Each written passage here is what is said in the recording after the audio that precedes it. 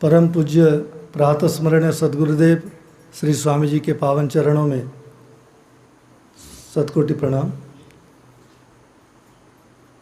पूज्यपाद, आज का प्रश्न है, मद और मात्सर्य क्या होते हैं और उससे कैसे छुटकारा पाया जा सकता है? यह हमारी जिज्ञासा है, कृपया मार्गदर्शन करें। हरि ओम तत्सत। इस बार भगवती की इस आराधना पर्व पर, नवरात्र पर, विकारों पर विजय को लेकर के बहुत अच्छी जिज्ञासाएं आईं। इस क्रम में आप सब ने सुना काम, क्रोध, लोभ, मोह, अहंकार। और आज का प्रश्न बढ़िया है, मद और मात्सर्य क्या है और इससे कैसे छुटकारा पाया जा सकता है। किसी से भी छुटकारा पाना है तो पहले उसको समझो, चाहे व्यक्ति हो, वस्तु हो अथवा भाव। किसी से जुड़ना भी है, बंधना भी है, तो पहले उसको समझो कि जिससे तुम बंध रहे हो वो तुम्हारे कल्याण के लिए है या नहीं है। और जिससे छुटकारा पाना चाहते हो उसको भी समझो कि उससे छुटकारा पाना तुम्हारे लिए कल्याणकारक है अथवा नहीं है। इस क्रम में काम, क्रोध, लोभ, मोह, इन सब को आपने सुना। इन सब से छुटकारा पाना ही कल्याणकारक है। उसी क्रम में आज मद और मात्सर्य है। तो पहले समझो ये मद क्या है, उसके बाद मात्सर्य क्या है। देखो, मैं कल बता रहा था कि ये जो 6 रिपु हैं, काम, क्रोध, लोभ, मोह, मद और मात्सर्य, ये 6 मित्र हैं, या फिर कह लो ये 6 भाई हैं। इसमें से कोई भी एक अगर आपके पास है तो बाकी 5 को वो बुला लेता है। उसी क्रम में ये मद और मात्सर्य भी, इनको समझ लो, ये बिल्कुल जुड़वा भाई हैं, एक दूसरे से बिल्कुल लगे हुए हैं। ये सब भाई तो सब हैं, मगर ये मद और मात्सर्य बिल्कुल जुड़वा है। मद है तो मात्सर्य आएगा। तो मद का मतलब होता है घमंड, गर्व। कैसा घमंड, कैसा गर्व?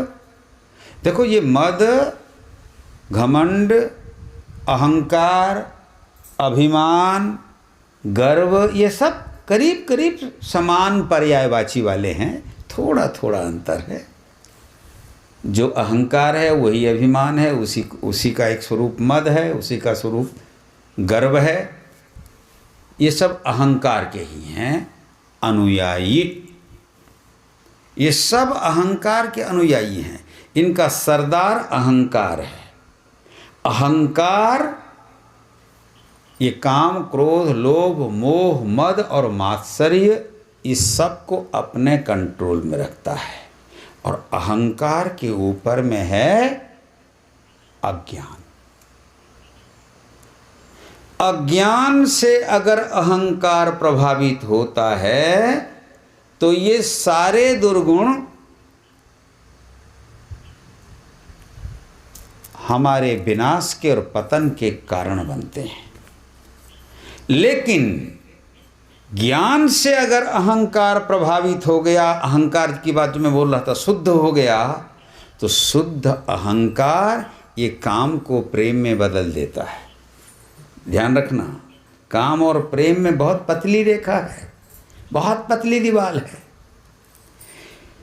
अहंकार अगर शुद्ध हो गया तो काम प्रेम में बदल जाता है, क्रोध अक्रोध में बदल जाता है, मोह निर्मोह में बदल जाता है, मद विनम्रता में बदल जाता है, मात्सर्य सहयोग में बदल जाता है। अंतर यही है। किसी के मन में बीच में ये प्रश्न शायद उठा था कि अगर मोह संसार की वस्तुओं से है तो गलत है, तो मोह अगर हो जाए, आसक्ति हो जाए भगवान से, वो भी गलत है क्या? वो गलत नहीं है। मोह जहाँ सांसारिक वस्तुओं से होगा वहाँ मोह पतन का कारण और दुख का कारण बनता है। लेकिन मोह अगर गुरु से हो गया, गुरु से मतलब मेरा भगवान से हो गया, तो वहाँ मोह विकास का और आनंद का साधन बनता है। काम और प्रेम में यही अंतर है। काम उसे कहते हैं जो वासना की तृप्ति के लिए इंद्रियों के द्वारा मन भोग करता है। काम की पहुंच आत्मा तक नहीं है। और प्रेम उसे कहते हैं जहां इंद्रिय वासना नहीं रहती, स्वार्थ नहीं रहता, एक सहज लगाव होता है और उसकी पहुंच आत्मा तक होती है। काम मन और अहंकार तक है, लेकिन प्रेम आत्मा तक, माने परमात्मा तक। तो उसी क्रम में ये मद और मत्सर, ये भी दो बड़े भयंकर दुर्गुण हैं, दोष हैं। ये भी 6 शत्रुओं में से अंतिम के 2 शत्रु हैं। मद करता क्या है? मद व्यक्ति के स्वभाव को टेढ़ा बना देता है, कुटिल बना देता है। मद माने घमंड। और वह कितने रूपों में प्रकट होता है? श्रीमद वक्रन कीन के ममता बधिरन काहि, मृगलोचन के नयन सर को असलागन जाहि। बहुत अच्छा सिद्धांत अभी याद आ गया मानस का, ये रामचरितमानस का है। श्रीमद, श्री माने ऐश्वर्य, धन दौलत।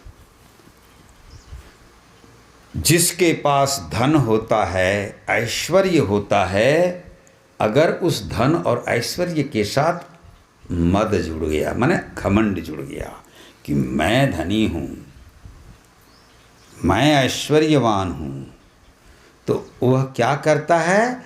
व्यक्ति को कुटिल बना देता है, टेढ़ा बना देता है, अहंकारी बना देता है, और किसी भी पाप कर्म करने के लिए वो पीछे नहीं हटता। मैं उस दिन बता रहा था, सारे भ्रष्टाचार, जो धन मद जिनके अंदर है वही लोग करते हैं, और सारे व्यभिचार काम मद जिनमें है वही लोग करते हैं। दोनों शब्दों को समझना है, भ्रष्टाचार और व्यभिचार। श्रीमद अर्थात धन दौलत के मद वाले लोग नाना प्रकार का भ्रष्टाचार कर लेते हैं समाज में। इसकी अब व्याख्या करने की जरूरत नहीं है, सबको मालूम है। ऐसे ही व्यभिचार करते हैं कौन लोग? काम मद जिनमें होता है। तो मद क्या है? श्रीमद। व्यक्ति को टेढ़ा बना देता है, कुटिल बना देता है, असहज कर देता है। ऐसे ही राजमद, शासन का मद। कोई मान लो जब गद्दी में बैठ जाता है, शासन की गद्दी में, तो वो सोच लेता है कि ईश्वरोहम, ये ईश्वरोहम माने मैं शासक हूँ, मैं राजा हूँ, ये मेरे शासित हैं, ये मेरे प्रजा हैं। मद आने के बाद शासक के अंदर ऐसे भाव आ जाते हैं, और जिस शासक के अंदर ऐसा भाव आया तो समझ लो उसका विनाश सुनिश्चित है, उसका पतन सुनिश्चित है। अरे सीधी सी बात है, भारत पराधीन हुआ क्यों? 1000 साल से भारत के जो शासक लोग थे देखो भारतीय इतिहास में गुप्त साम्राज्य, कुछ साम्राज्य ऐसे हैं जो स्वर्णिम युग, उनका शासनकाल स्वर्णिम युग कहलाता है। उसके बाद जो राजा आए खाली काम और अर्थ, नाना प्रकार से हीरे मोती जवाहरात इकट्ठा करने में लग गए और उनके निवास में, उनके अंतःपुर में, महलों में जो है किसके 300 रानियाँ, किसके 200 रानियाँ, किसके रखैल। काम का और अर्थ का, ये दो का ऐसा नृत्य चला कि इससे मद और मात्सर्य बढ़े और एक राजा दूसरे राजा का सहयोग नहीं किया। मात्सर्य क्या है? ईर्ष्या, द्वेष। मुझसे आगे बढ़ रहा है, देखता हूं कैसे बढ़ेगा। जिसके अंदर मात्सर्य होता है वह किसी को आगे बढ़ने देना नहीं चाहता। जो टांग खिंचाई बोलते हैं ना, ये अभी भी हो रहा है। देख लो, हर समाज में हो रहा है। कोई ज्ञानी बन गया, मान लो विद्वान, ज्ञानी से मेरा मतलब है विद्वान, कोई विद्वान बन गया, उसके अंदर विद्या का मद हो गया कि मैं विद्वान हूं, मुझसे बड़ा पढ़ा लिखा और विद्वान कोई नहीं है। वो व्यक्ति क्या करेगा? अपनी विद्या के लिए वो डंके की चोट पर आह्वान करेगा, आओ मुझसे भिड़ जाओ, शास्त्रार्थ कर लो, देख लो तुम क्या जानते हो, मैं ही सब कुछ जानता हूं। विद्या विवादाय। जिनमें विद्या का मद होता है वो विवाद करते हैं। धनम मदाय। जिनमें धन का मद हो जाता है वो गर्व करते हैं, घमंड करते हैं कि हम धनी हैं, हम ये कर सकते हैं, वो कर सकते हैं, है ना। हम विद्वानों को खरीद सकते हैं, हम शासकों को खरीद सकते हैं, हम न्याय को खरीद सकते हैं, हम किसी भी चीज़ को खरीद सकते हैं। पैसे के द्वारा हम असंभव को संभव बना दे सकते हैं। ये मद है, ये मूर्खता है। सच्चाई तो ये है कि पैसा मनुष्य को आवश्यक है, धन की आवश्यकता है, लेकिन धन जीवन का लक्ष्य नहीं है। किसी ने कहा था ना, उसकी बड़ी चर्चा हुई थी, पैसा भगवान से कम नहीं है। पैसा भगवान तो नहीं है, मगर भगवान से कम। जो लोग पैसे को ही सब कुछ समझते हैं, वे समझते हैं कि पैसा ही सब कुछ है। उस दिन लोभ के प्रकरण में मैं बता रहा था, सर्वे गुणा कांचनमाश्रयन्ति। गुण हो या न गुण हो, अरे कोई आदमी कुरूप भी है लेकिन धनी है तो नौकर बोलेगा, सरकार आपसे सुंदर तो कोई है ही नहीं, आपसे बड़ा तो कोई है ही नहीं। आपके माने धन जिसके पास है, पद जिसके पास, तो श्री का मद, राज मद, यौवन का मद। जब व्यक्ति में जवानी भरपूर होती है, वो पुरुष हो स्त्री हो, पशु हो पक्षी हो। हाथी को देखा है? हाथी जब मदमस्त होता है, उसके कान के पास से एक प्रकार का हार्मोन स्रवित होता है, रस स्रवित होता है, उस रस का नाम है मद। हाथी के कान से, तो हाथी उस समय मदमस्त हो जाता है। तो लोग कहते हैं कि हाथी पागल हो गया, कहते हैं ना, हाथी पागल हो गया, माने उस पर अंकुश भी काम नहीं करता। हाथी पर महावत नियंत्रण नहीं कर सकता, और हाथी मदमस्त हो गया है। उसे अगर जबरदस्त नियंत्रण करने का प्रयास करे महावत, तो हाथी महावत को कुचल देता है, मालिक को मार देता है, लोगों का घर तोड़ देता है। कब तक? जब तक वो मद का स्राव रहता है। हाथी उस समय उन्मत्त हो जाता है। मद हाथी को उन्मत्त कर देता है, और उन्मत्त व्यक्ति को हम पागल कहते हैं। समाज में भी जो व्यक्ति मदमस्त हो जाता है, समझ लेना वो पागल है, एक तरह का पागल है। उसको गुरु नहीं दिखता, उसको ब्राह्मण नहीं दिखता, उसको देवता नहीं दिखते, उसको अच्छा नहीं दिखता, उसको अपने से अच्छा कोई दुनिया में लगता ही नहीं है। जिसमें मद होता है वह व्यक्ति समझता है कि मैं ही दुनिया का सर्वश्रेष्ठ व्यक्ति हूं। तो ये मद अनेक प्रकार से होते हैं, है ना। जवानी का मद है, विद्या का मद है, तपस्या का मद है, धन का मद है, राज्य का मद माने शासन का मद है, रूप का मद, रूप का भी मद होता है। तो मेरा कहने का मतलब है ये मद अर्थात घमंड, गर्व, ये विभिन्न रूप लेकर के प्रकट होता है। जिसके पास जो है, देखो एक व्यक्ति के पास धन है तो धन का मद है उसके पास, एक व्यक्ति के पास शासन है तो शासन का मद है उसके पास, लेकिन जिसके पास रूप होता है और रूप का मद उसके पास होता है तो रूप मद भी कभी धन मद को और शासन के मद को, राजा को अपनी ओर आकर्षित कर लेता है। आजकल एक शब्द चलता है ना, हनी ट्रैप। हनी ट्रैप समझ रहे हो ना? हनी ट्रैप ये आज ही नहीं चल रहा है, ये उस जमाने से है, ये बहुत पहले से है, बहुत पहले से। इतिहास पुराण सब जगह को ढूंढोगे तो रूपवती कन्याओं के द्वारा शासकों को नियंत्रण करना, जासूसी करवाना, ये सब चलता था, है ना। तो कहने का मतलब किसी भी प्रकार का मद हो तो व्यक्ति अपने आप को तो समझता है कि मैं बहुत श्रेष्ठ हूँ, बहुत महान हूँ, बहुत ताकतवर हूँ, लेकिन कि कभी भी वह दूसरे किसी मद से प्रभावित होकर गिर जाता है, ट्रैप में आ जाता है। इसलिए मद हर हमेशा विनाश का और पतन का कारण बनता है।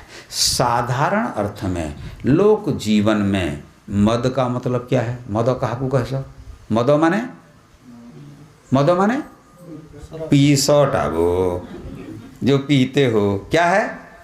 मद का मतलब शराब। साधारण अर्थ में मद्य, मद माने शराब। और शराब पीकर व्यक्ति क्या होता है? शराब पीने के बाद व्यक्ति उन्मत्त हो जाता है, बेहोश हो जाता है, उसका विवेक भ्रष्ट हो जाता है। वह यह नहीं जानता कि ये बालक है या बूढ़ा है, ये कन्या है या माँ है। आजकल समाज में देख रहे हो बलात्कार की घटनाएं और हत्या की घटनाएं बढ़ रही हैं। उसका कारण, उसका बहुत बड़ा कारण है नशा। नशा के कितने रूप हैं। पहले तो शराब पीता था व्यक्ति, आजकल सिरप से लेकर के बॉलीवुड तक चले जाओ, बॉलीवुड में तो वही चल रहा है ना। कितने प्रकार के नशे। कोई भी नशा हो वो व्यक्ति को क्या करता है?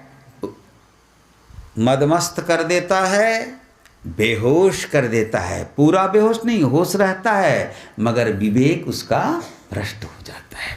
उसको अपने कर्तव्य और अकर्तव्य का ज्ञान नहीं रहता, न्याय और अन्याय का ज्ञान नहीं रहता, पुण्य और पाप का ज्ञान नहीं रहता, अपने और पराये का ज्ञान नहीं रहता।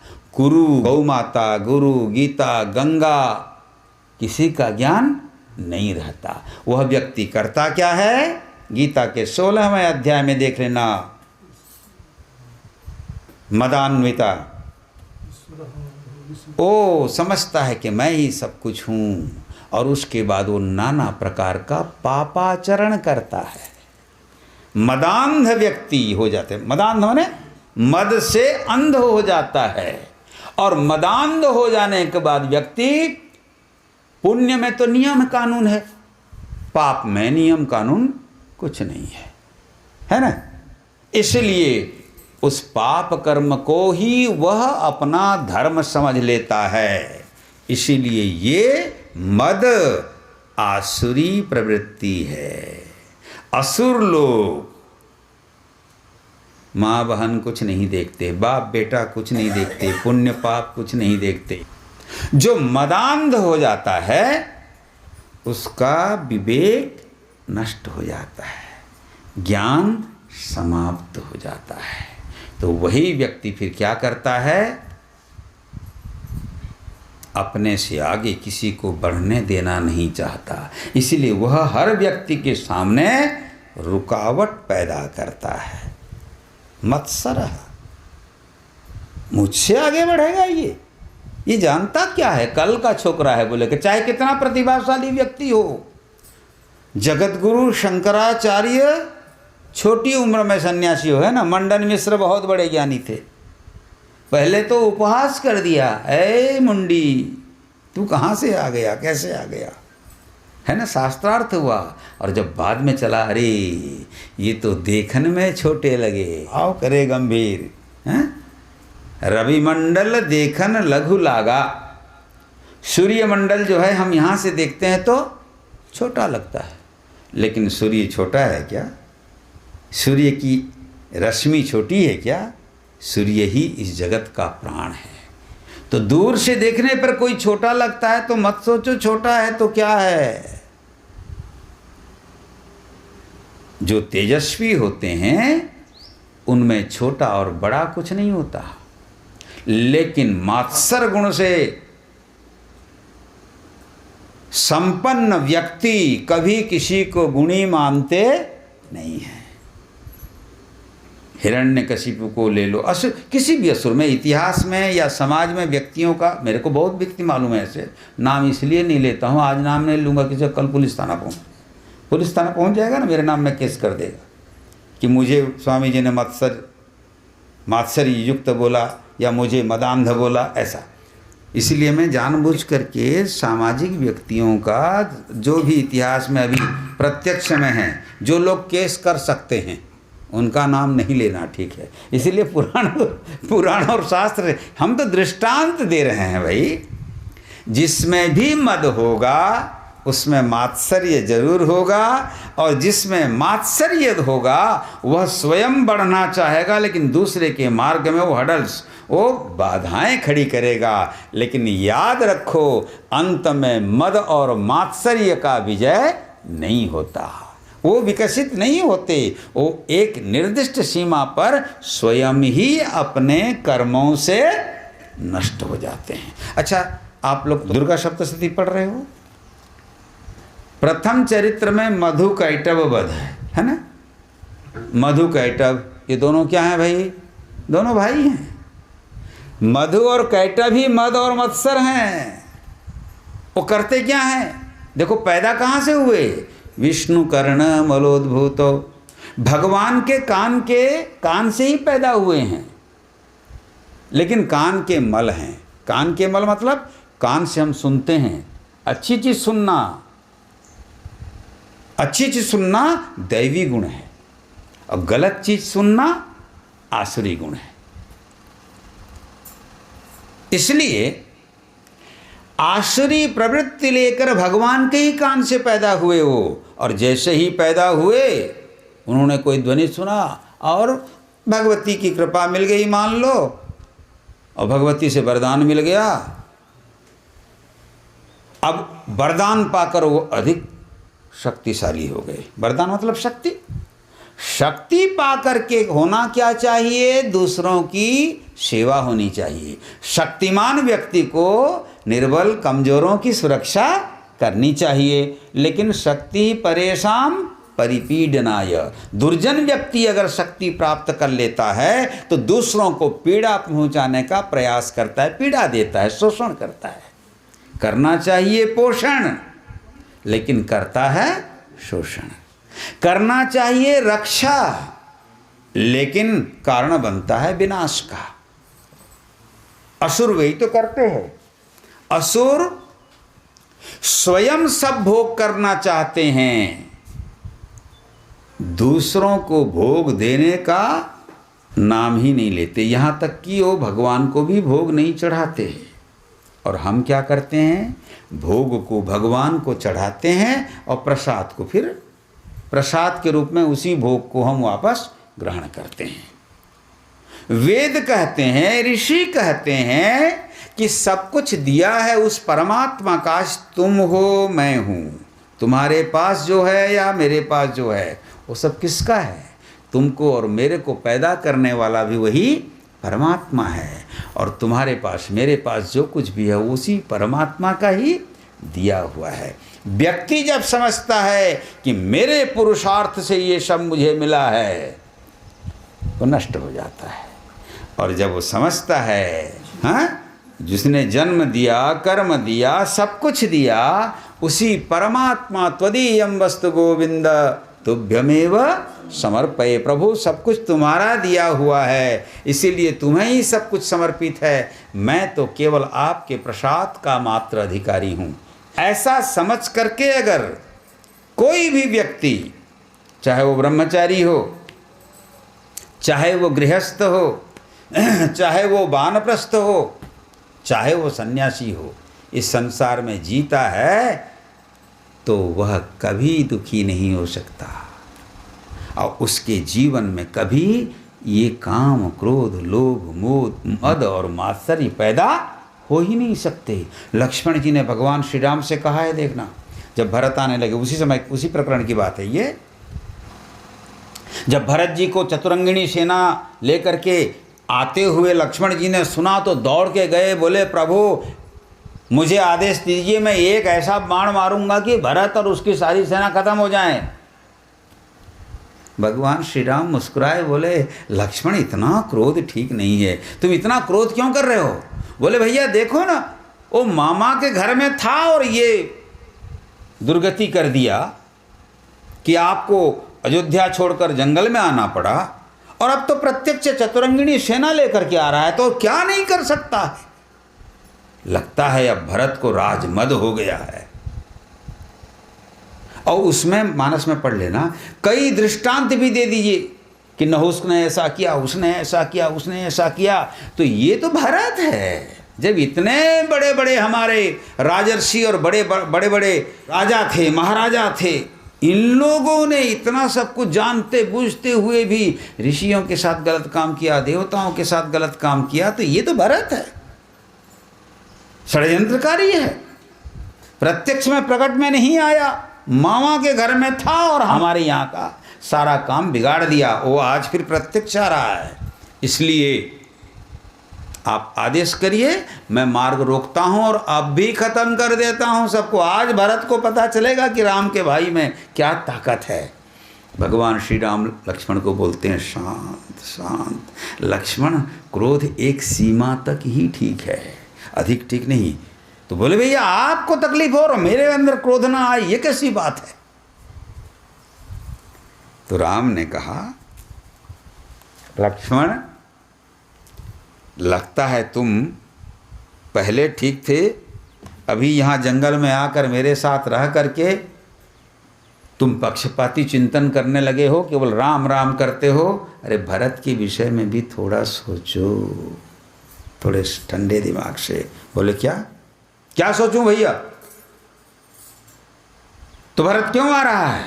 अरे भरत क्यों आ रहा है वो आने के बाद तुम्हें पता चल जाएगा, लेकिन पहले से मैं तुम्हें समझा देता हूं। भरत को प्रमाण पत्र दिया है भगवान श्री राम ने।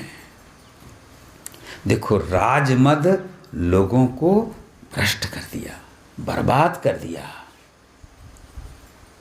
लेकिन राम भरत को कहते हैं, भरत के प्रति कहते अपने भाव कहते हैं। बोले लक्ष्मण तुमने सुना है ना, भरत का स्वभाव सुन लो। भरत ही हो इन राजमद, ये अयोध्या का साम्राज्य पा करके मान लो भरत को कहते हो तुम राजमद हो जाएगा। तुम अच्छी तरह से समझ जाओ लक्ष्मण, भरत ही हो इन राजमद। भरत को कभी भी राजमद नहीं हो सकता। अरे ये राजमद की बात छोड़ो, विधि हरि हर पद पाई, वो ब्रह्मा का पद भी मिल जाए भरत को, विष्णु का पद भी मिल जाए, रुद्र शिव का पद मिल जाए, ये तो अयोध्या का पद है। इतना बड़ा बड़ा पद भी अगर मिल जाए तो भरत ही हो ही ना राजमद, राजमद नहीं होगा। बोले कबहि की कांजी सी करनी खीर सिंधु बिनसाई। अरे खीर समुद्र है, उसमें कांजी का एक खट्टा, कांजी पानी बोलते हैं ना, एक बूंद अगर गिर जाए तो क्या खीर सागर फट जाएगा क्या? भरत के अंदर कोई वासना नहीं है, कोई कामना नहीं है, कोई अहंकार नहीं है, कोई मद नहीं है। तो मद नहीं है तो मात्सर्य का करना क्या है? हो नहीं सकता। तो ये मद और मत्सर जो भरत होता है उसमें मद नहीं होते। जो भर गया हूं समझ लेता है कि मैं पूर्ण हूं, उसी में मद होगा। ज्ञानी कभी अपने आप को पूर्ण नहीं मानता कि मैं पूर्ण सब कुछ जान गया हूं। यदि मन्यसे शुभे देती, उपनिषद में पढ़ लेना। उपनिषद में ऋषि कहते हैं यदि तुम ये समझते हो कि मैं सब कुछ जान गया हूं तो तुमने कुछ नहीं जाना है, और यदि तुम ये समझते हो कि मैं कुछ नहीं जानता हूं, इसका मतलब कुछ कुछ जानने का प्रयास तुम कर रहे हो, कुछ कुछ तुमको ज्ञान है। सर्वज्ञ यहाँ परमात्मा को छोड़कर कोई नहीं है। तो इसीलिए ये ज्ञान का मिथ्या अभिमान क्यों? ये ज्ञान का मिथ्या अभिमान, धन का मिथ्या अभिमान, पद प्रतिष्ठा का मिथ्या अभिमान, रूप यौवन का मिथ्या अभिमान, यही मद है और यही मात्सर्य बन करके प्रकट होता है, किसी को आगे बढ़ने नहीं देता है। और ये दोनों दुर्गुण के प्रतीक मैं बता रहा था ना, मधु और कैटभ है, जो मदान्ध हैं, जहां से पैदा हुए अपार जलराशि में भगवान, तुम देखो कहानी नहीं सुनाऊंगा, मैं संकेत दे रहा हूं, तुम लोग कहानी पढ़ लेना। प्रथम अध्याय में ही दुर्गा सप्तशती के प्रथम चरित्र है ये। वो मरना नहीं चाहते, युद्ध करना चाहते हैं। मद मात्सर्य युक्त व्यक्ति लड़ना चाहता है, मरना नहीं चाहता। इसीलिए उन्होंने पहले ब्रह्मा को ललकारा कि तुम हमारे साथ लड़ो। ब्रह्मा बेचारा ज्ञानी आदमी, साधु संत ब्राह्मण ज्ञानी, ये लोग कोई लड़ाई करते हैं क्या? ये तो लड़ाई वाले हैं नहीं। ब्रह्मा जी डर गए, विष्णु के पास नाभि कमल में तो ऊपर में बैठे थे, देखा भगवान विष्णु आराम से सोते हैं, भगवान विष्णु को कोई भय है नहीं, इसलिए वो निश्चिंत रहते हैं, योग निद्रा में थे। तो योग निद्रा को ब्रह्मा ने स्तुति किया, तो उसके बाद योग निद्रा भगवान के आँख नाक कान शरीर ये सब जगह जो व्याप्त थी वो निकल गई, भगवान खड़े हो गए। फिर यही महामाया जिसने वरदान देकर उनको शक्तिमान बनाया था, जब देखा कि ये लोग अपनी शक्ति का दुरुपयोग कर रहे हैं, उन्होंने उनसे शक्ति वरदान जो दिया था उसके उल्टे में उनकी शक्ति को तो छीना। भगवान विष्णु को भी, विष्णु भी शक्ति की आराधना करते हैं, है ना, तो शक्तिमान बनाया विष्णु को। और युद्ध हुआ 5000 साल तक। ये प्रतीक हैं, ये प्रतीकात्मक का कथाएं हैं। 5000 साल तक मधु कैटभ भगवान विष्णु से लड़े, लड़ करके 1 मिनट के लिए जब दोनों अलग अलग हुए तो भगवान विष्णु ने देखा कि ये तो ऐसे मानेंगे नहीं, असुर हैं। मद और मात्सर्य युक्त व्यक्ति, अहंकार युक्त व्यक्ति, उनकी प्रशंसा कर दो तो फूल जाता है। भगवान विष्णु ने कहा, अरे तुम दोनों इतने बलवान हो कि 5000 साल हो गए और मेरा जैसा व्यक्ति तुमको अगर हरा नहीं पाया तो तुम लोग कितने महान हो, मांगो मांगो। मधु कैटभ, मैं बड़ा प्रसन्न हूं तुम पर, वरदान मांगो। मधु कैटभ बोले, क्या बोलते हो? देखो घमंडी आदमी अपने को कमजोर दिखाना नहीं चाहता। मधु कैटभ बोले, तुम विष्णु हमसे बोलते हो मांगो मांगो? हम मांगने वाले नहीं हैं, हमने कभी हाथ ऐसा नहीं किया, हमने हाथ ऐसा किया, माने हम मांगने वाले नहीं, हम देने वाले हैं। अगर तुम्हें कुछ चाहिए हमसे तो हे विष्णु तुम मांग लो, यही तो चाहते थे भगवान। समझ गए ना? अहंकारी व्यक्ति से काम करवाना है तो उसकी अहंकार की प्रशंसा कर दो, फिर तो अपना भंडार खोल देगा। अगर थोड़ा भी गुस्सा करवा दिए तो जान ले लेगा। समझ गए ना? और ये टेक्निक मेरे को मालूम है। मेरा कहने का मतलब है भगवान को ये टेक्निक मालूम है असुरों को कैसे मोहित किया जाता है। तो भगवान विष्णु ने हाथ जोड़ लिया, बोले धन्य हो गया मैं आज, मुझे आप तुम दोनों वरदान दोगे? निश्चित देंगे, हम असुर हैं, जो बोलते हैं वही करते हैं। बोले अच्छी बात है, तो प्रतिज्ञा कर लो।